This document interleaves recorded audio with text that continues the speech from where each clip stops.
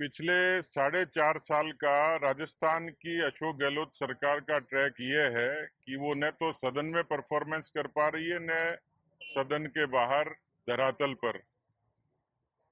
4.5 वर्षों में जिस तरीके से सदन की गरिमा तो गिराई है,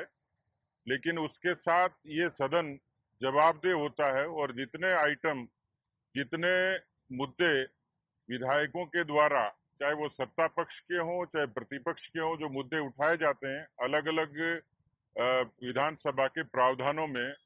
उसमें कोई संजीदगी और कोई गंभीरता सरकार की तरफ से देखी नहीं जाती। यहाँ सदन में जब बहुत गंभीर चर्चा होती है उस पर भी इनके मंत्री बहुत कैजुअल जवाब देते हैं और या फिर लाजवाब हो जाते हैं, नाजवाब हो जाते हैं। और इसलिए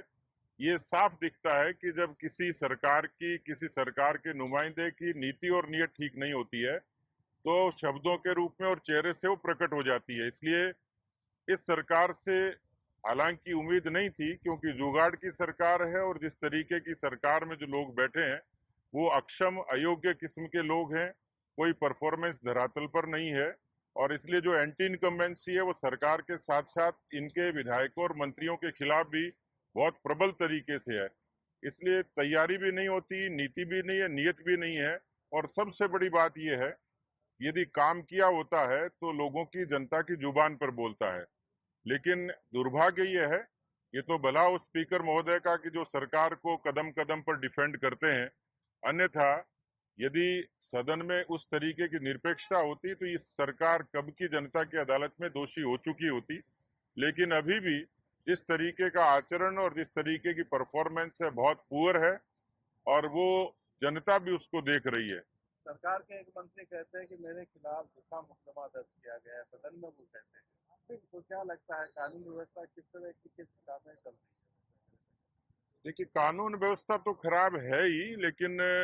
इस कानून व्यवस्था की खराबी के पीछे ये सरकार के ही लोग दोषी हैं, जिन्होंने